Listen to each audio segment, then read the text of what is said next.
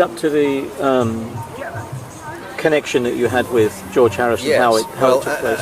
Again, that was to do with my PR department involvement. This was before Francis Allison. Krishna. In fact, it was the same time. Same time. Yeah, he and I worked together. Okay. I was supervising him. Okay. We had our office in the back of what is now the kitchen, in a tiny little sort of cupboard type room. My God. The only PR thing about it was a white hemispherical chair, which had been designed by Ringo Starr. So I had this crummy sort of £5 reclaimed desk and Ringo Starr's chair, which was very uncomfortable. No. But Mukunda Goswami now involved me in going over to meet George.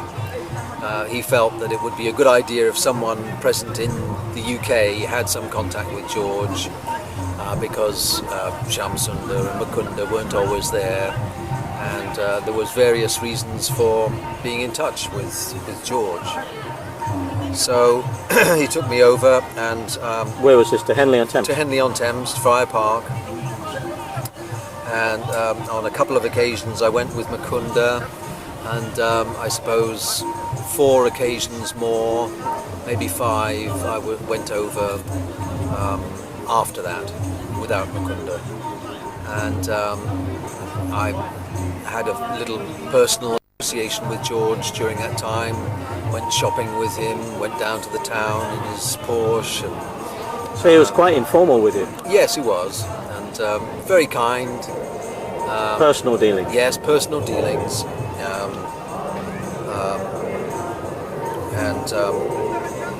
He asked my advice on one occasion about his utilising Prabhupada's phrase of "I, me, mine" to designate his autobiography. Oh, really? He asked you about that? Yeah, he said, what was my opinion? Did I think people would understand the inferences, and or would they just see it as an egotistical thing, or would they see that he was being sarcastic about that and was just trying to take people to a higher realm than just somebody being megalomaniacal about their life and career. So he was objective about the whole? Yeah. What did you say? I said I didn't think there would be a problem, that people would be able to understand, and how Prabhupada often used that phrase to describe materialistic people, so I could understand and relate to why he wanted to use it. And said that there might be some initial understanding like that, but people would then look deeper because they would be curious. Why was a man like George Harrison using that title? Was he just preparing the book, finding the title, or was he ready? No, he had a ready-made book there with him. Manuscript? Yeah, manuscript form. He wouldn't give me a copy. He said, "You're not having this one. It's worth a lot of money." Yeah. And but he did give me a copy of his album at the time, which was a pre-pressing copy with the white label in the centre. He signed it for me. I've still got it. Oh, wow. What was that album called? It was just called George Harrison. Oh. There was a big picture of him with very fluffed out hair on it, in the style that he had at the time. And I think he was at a racetrack or something with some dark glasses on. And his tribute to, was it Jackie Stewart or one of the racing car drivers? Sure. was on that album. So on various other trips, my wife came with me on one occasion, or was it a couple of occasions, Urvashi, and Purnima, my son, Guru Purnima, and at some point or other, Purnima ended up around George's shoulders he was carrying him around the place. He liked you? Yeah, and he played his guitar for us, for Purnima to, he didn't sing, but he played his guitar for a while. And he said, "I want my son to have his hair like yours," because his son, I can't remember if he was born, I think he was a very tiny baby at the time. And he said, "I want my son to have his hair like your son's." Okay. Because Purnima had his hair, it was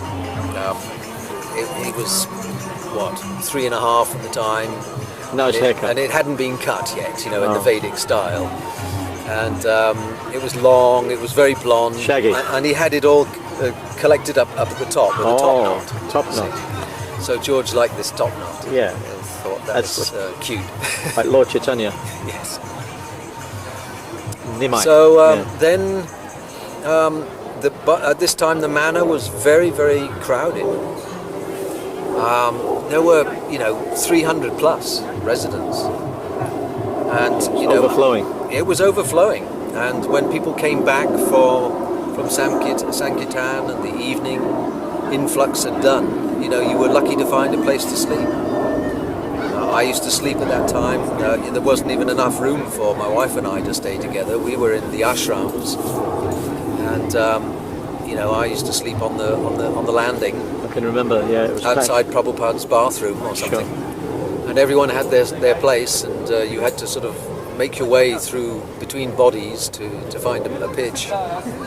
So we were wondering what to do for expansion, and a property came up which was over towards Bricket Wood, which was called, it had been used by an American preacher who had a sort of Bible following, Bible school. They had various places around Europe at the time. And it was a big sort of campus type estate. It was based on similarly to the manor, it was based on a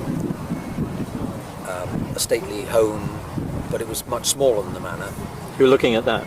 Yeah. Even though you had the manor? We had the manor. But we at George's grace? Not at that point. We were just looking into what we should do, and the opportunity came up. We heard about this situation over there.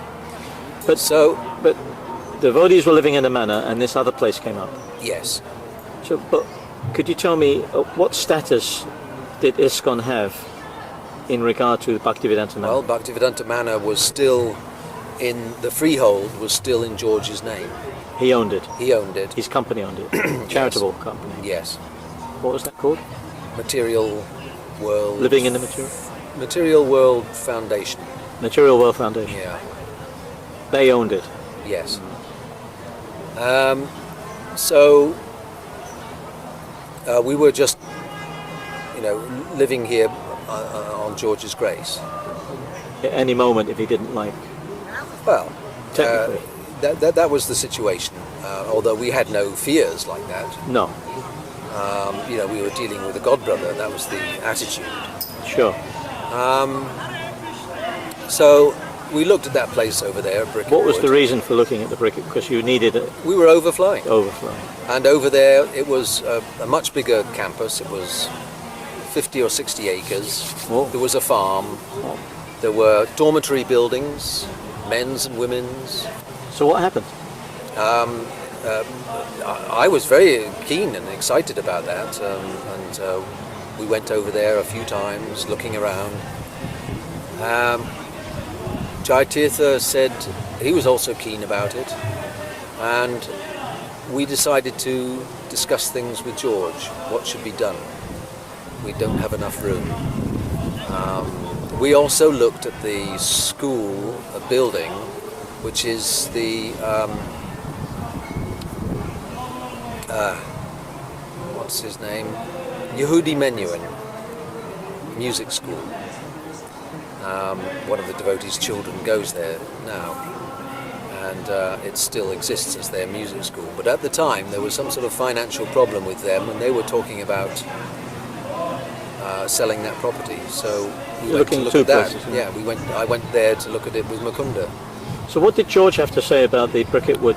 I went to see George and discussed this with him, and explained the situation and how we'd seen this other place, but it would require a lot of money. At that time, that place went, in the end, when it went for over £1 million. Really? Yeah. So George heard this news that possibly we were thinking of not being at the manor and we wanted to move, but he wasn't very keen, and he put us off it. He said, why move away from the manor? Prabhupada's visited there. Exactly. He said that's the reason that you shouldn't move. Good reason. So George stopped this move for selling up and going to a bigger place, and instead we looked at the idea of having another place, and that's when we found Chaitanya College, and that whole thing started to develop. And then I went back to George to outline our plans for obtaining Chaitanya College. During this whole process of going back and forth to George, was the relationship with George still sweet, or was he just getting, because you were talking about money and properties, was he getting a bit iffy at all? Apart from not wanting to move? No, usually I tried to deal with the money talks in a condensed way, so that it didn't become the raison d'etre for seeing him, at least from the basis of that was the only reason that we wanted to see him. And I tried to be brief about what we talked about, but at the same time concise and to the point. And he was sweet. He wasn't oppressive about it or feeling oppressed. Eventually, we outlined this plan to him that if we could gain the freehold of the manor, then it could appear on the books, financial books, and that would then give us the ability to gain a loan with which to get another place. So whose idea was all this? We discussed it together. Jayatirtha's, mine, Vichitravirya was involved. Management, yes. Good idea. Yeah. So he heard you? So he heard me out and said, well, I would like to propose therefore that I sell you the property at very much a knockdown price. His idea? Yeah. And George? Yes. And that way you'll get your property cheap. You'll get your property on your books, you can get your loan, and I'll recycle the funds into the Material World Foundation.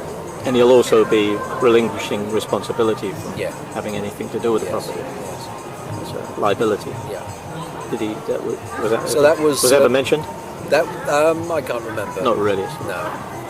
But it was underlying. That was agreed between us. I said that sounds very reasonable, George, and Just gentleman's agreement. yeah, we agreed like that. Wow. And how long after you'd agreed that did it take place? It took place probably within the next couple of months. I'm not exactly sure. Like 78, 79? Oh well, 80? no, we're talking more like 80. 80 Yes, that it took place. yes. Solicited it, the whole thing. It could have been 79, but I think it was 80. Yeah, probably 80. So we technically purchased it. Yes, We were... but at a very knockdown price. What was the agreed price? It was £40,000. That is a knockdown price. Even at that That's time. official. Yes, that is official. I mean, you hear a lot of rumours. That is very Well, cheap. you hear lots of things, but that's it. That is very cheap. 17 acres plus the property, freehold. Yeah. Which its value at that time was well over $1 million. At that time. Yeah. Amazing. Very kind of George, wasn't it? That is absolutely amazing. Very interesting. And it was as simple as that. Yes. Agreement, and then the paperwork went through. So somewhere there is paperwork to say that George Harris, or the material trustee of the Material World, sold it to International Society of Christian Must be there somewhere. somewhere. You've seen that paperwork. I haven't seen it because in my role as the PR, my job was done then, and it became management. Management. Yeah. Interesting. Absolutely interesting. And did you ever go back to see George after that? In fact, I think that was more or less my last meeting with him. Yeah. I think during the 80s, we never really saw a lot of George Manor. he surfaced again in '93 for the Prabhupada reunion, and again in '96. Well, both times I was his personal security man, Right. and that's when I had contact with him. But that's interesting. It's very, very interesting. Thank you. Okay. I just wanted to say that because she had done such a good job of communicating with him, that he'd agreed so nicely to have done this whole thing for £40,000. Had you have been arrogant, puffed up, or even entrepreneurish, he may have seen that and not done it. So anyway, you were saying that something happened. No, it was just an interesting transaction, if you may call it that, which there was some sort of building works and redecoration that was going on at the time at his house, you know, and his wife was upstairs, and he just sort of... Olivia. Yes, and he just snatched a bit of time on that occasion to see me.